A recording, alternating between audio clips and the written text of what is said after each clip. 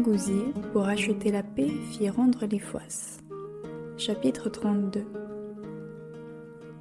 Alors le bonhomme Galet se tut, mais à tous ses propos, Picrocole ne répondit rien d'autre que ces mots.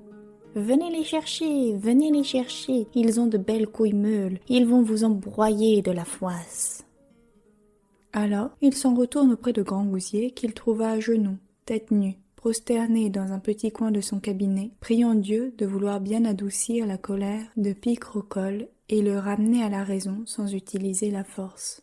Quand il vit le bonhomme de retour, il lui demanda « Ah, mon ami, quelle nouvelle m'apportez-vous » ?« Rien n'est arrangé, » dit Galet. « Cet homme est complètement hors de sens et abandonné de Dieu. »« Certes, » dit Grand Gousier, « mon ami, mais quelle raison donne-t-il de ce débordement ?»« Il ne m'a, » dit Galet, « exposé nulle raison. Dans sa colère, il m'a seulement touché quelques mots à propos de foisse. Je me demande si l'on n'aurait pas fait outrage à ces fouassiers. »« Je veux en avoir le fin mot, » dit Grand Gousier, « avant que de décider autre chose sur ce qu'il convient de faire. » Alors il envoya prendre des renseignements sur cette affaire, et il s'avéra qu'on avait pris de force quelques foisses aux gens de Picrocole, et que Marquet avait reçu un coup de gourdin sur la tête.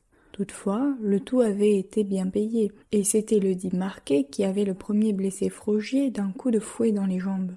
Il apparut juste à tout le conseil qu'il devait user de force pour se défendre. Cela n'empêcha pas Grand Gousier de dire « Puisqu'il n'est question que de quelques foisses, je vais essayer de le satisfaire, car il me déplaît trop d'entreprendre la guerre. » Il s'enquit donc du nombre de foisses qu'on avait prises, et apprenant qu'il se montait à 4 ou 5 douzaines, commanda qu'on en fît 5 charretées dans la nuit. L'une d'elles serait de foisses faites de beau beurre, beau jaune d'œuf, beau safran et belles épices. Elle serait distribuée à Marquet, et il lui donnait pour le dédommager 700 000 et 3 philippus pour payer les barbiers qu'il aurait pansés.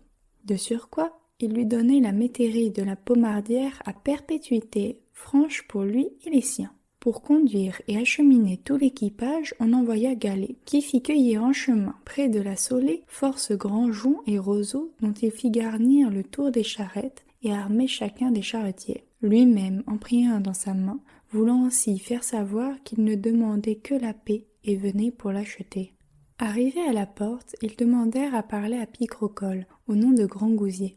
Picrocole ne voulut jamais les laisser entrer ni aller leur parler. Il leur fit dire qu'il était empêché, mais qu'il n'avait qu'à dire ce qu'il voudrait au capitaine Tourquedillon, lequel faisait mettre à l'affût quelques pièces sur les murailles. Alors le bonhomme lui dit « Seigneur, pour que vous vous retiriez de cette dispute, et pour que vous soyez sans excuse de ne revenir à notre alliance première, nous vous rendons sur l'heure les foisses d'où vient le différend.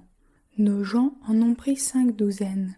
Elles furent très bien payées. Nous aimons tant la paix que nous vous en rendons 5 charrettes, et celle-ci sera pour Marquet, qui formule la plainte la plus vive. En outre, pour le satisfaire pleinement, voici 700 000 et 3 philippus que je lui verse, et, pour le dédommagement qu'il pourrait réclamer, je lui cède la métairie de la Pomardière à perpétuité, pour lui et les siens, possédable en francs halleux. Vous avez là le contrat de la transaction. Et pour l'amour de Dieu, vivons dorénavant en paix. Retirez-vous en vos terres, de bon cœur abandonnez cette place à laquelle vous n'avez nul droit, comme vous le reconnaissez bien, et soyons amis comme devant. » Tourquedillon raconta le tout à Picrocole, et empoisonna de plus en plus ses sentiments en lui disant « Ces rustres ont une belle peur, pardieu. Grand Gousier se conchit, le pauvre buveur. Ce n'est pas son affaire d'aller en guerre, c'est plutôt de vider les flacons. Je suis d'avis que nous gardions ces foisses et l'argent, et que par ailleurs nous nous hâtions de nous retrancher ici et de poursuivre nos succès. Pense-t-il avoir affaire à une buse pour vous donner ces foisses en pâture? Voilà ce que c'est. Les bons traitements et la familiarité que vous leur avez précédemment témoignés vous ont rendu méprisables à leurs yeux. Flattez vilain, il vous piquera. Piquez vilain, il vous flattera. Là, dit Picrocole, par Saint-Jacques, ils en auront, qu'ils soient faits comme vous avez dit. Une chose, dit Tourquedillon, je veux vous avertir, nous sommes ici assez mal ravitaillés et maigrement pourvus de provisions de bouche. Si Grand Gousier nous assiégeait dès à présent, j'irais me faire arracher toutes les dents.